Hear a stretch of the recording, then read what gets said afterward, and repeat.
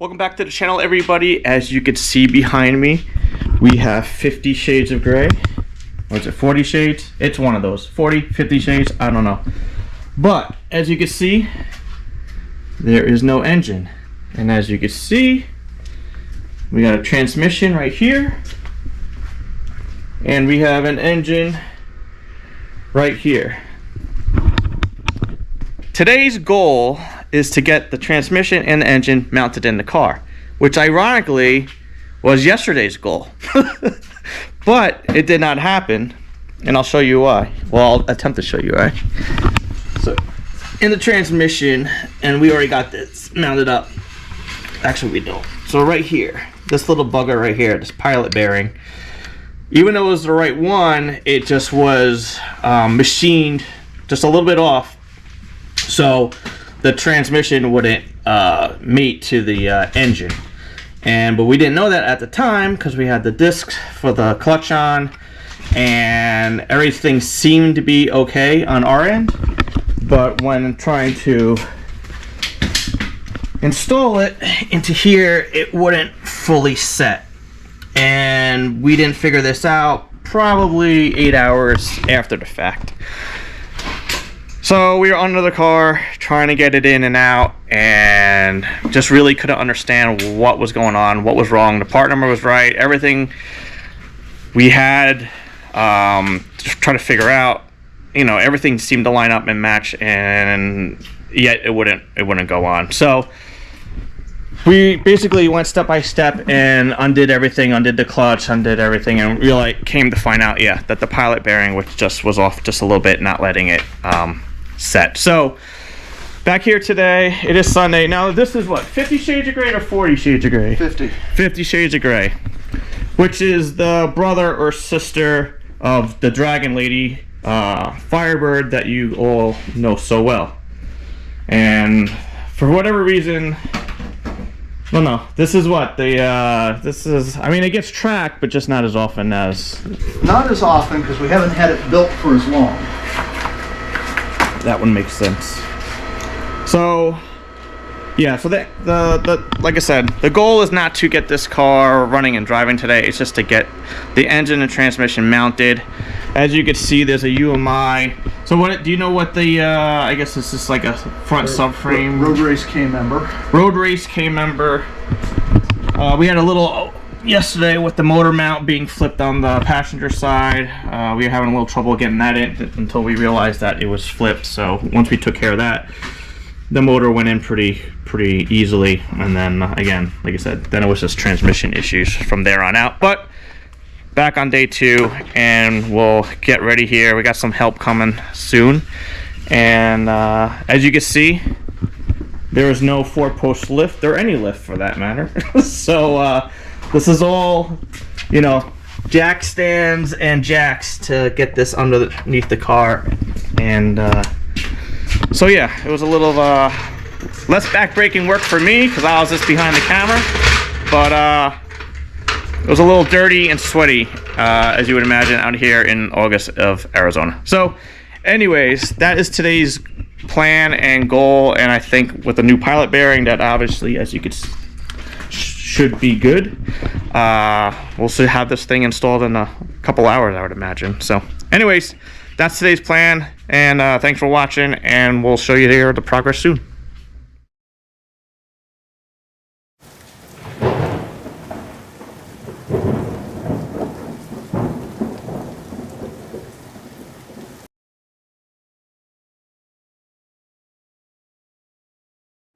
What we're doing today is putting the motor back in the car we affectionately know as 50 Shades, because every time we work on it, it makes us happy and smile while we're bleeding.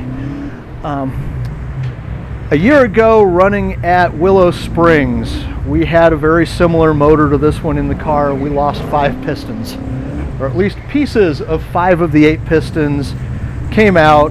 Water in the oil, big mess, and we took it out and had it put back together. So we've essentially reassembled the same motor. A little bit more depth on the pistons this time to lower the compression a little bit, since it was too much timing for the compression that blew up the last engine. So we're running a Texas Speed bottom end with a set of their custom 10cc dish pistons in it on a 408 bore. It's a 418 stroker.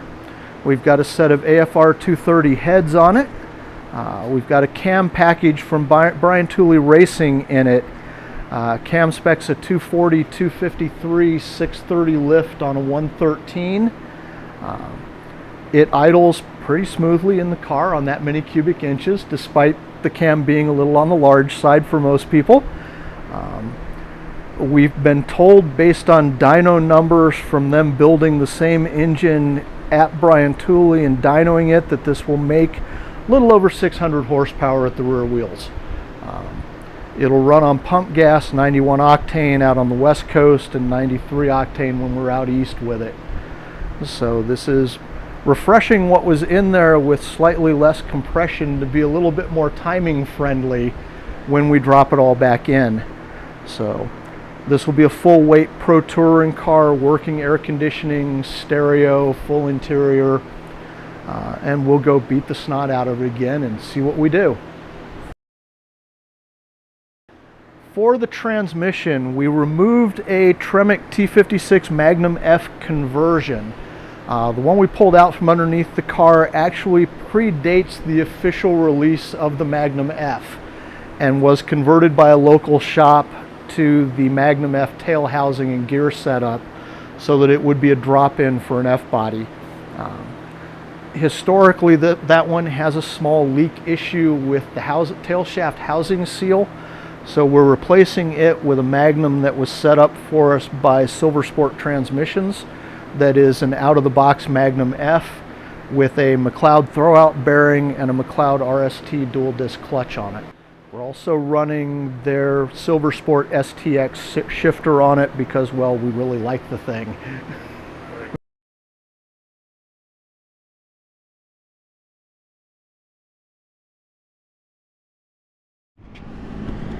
So we got the pilot bearing set in there as it should be.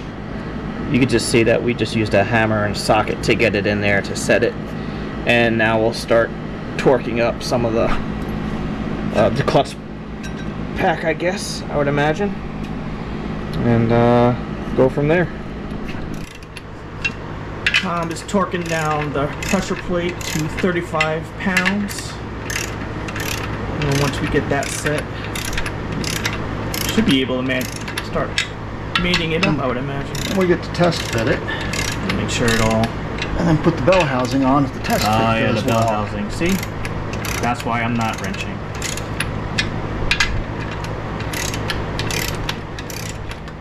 Torquing down the bell housing to 37 foot-pounds. It almost took us, what, 4 or 5 hours to get to this point today? Something like that. By the time we got everything to play together nicely and the slave to sit where it needs to. Yeah, it was a bit of a challenge, but I think we're finally getting to a good place.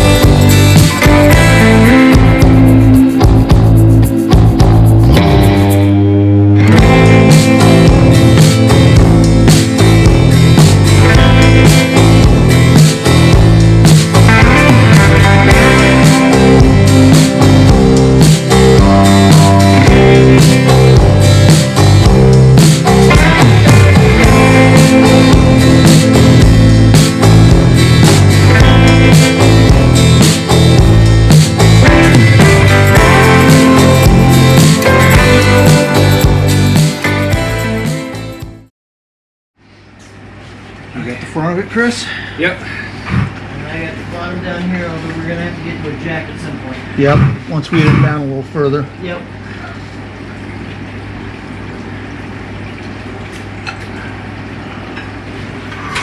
It's got to go way back, Chris. You're gonna push those feet in. Alright. Yep, we gotta push the feet in at this point. Got plenty of room to towel. Alright, Good. there you go. And we just gotta clear that. Okay, coming down again. Yep. A little bit. Gotta make sure we clear the bell housing with the mounts. Yeah, I can see it on my side.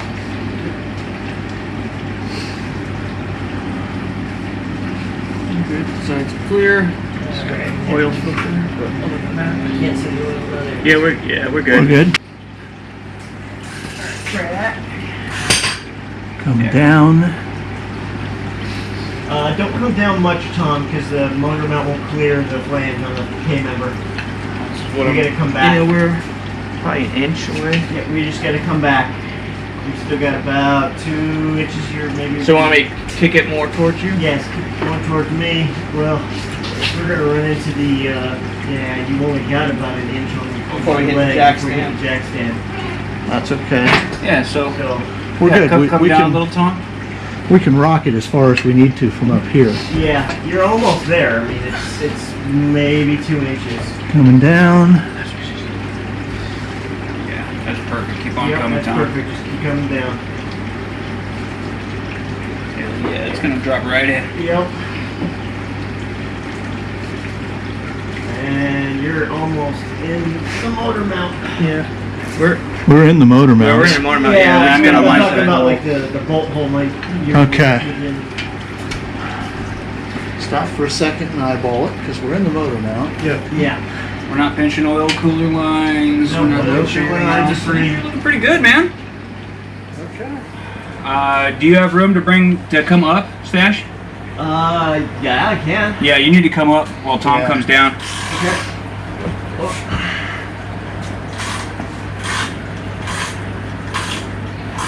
Yeah, Okay. that's exactly what needed to happen. Yeah. Yeah, keep Right. coming, keep coming, Stash. Go ahead and come down, Tom. Alright. I think we as went- high as I can get. All right, stop. There we go. There you Looking go. beautiful. Look at that shit. Almost all the way through.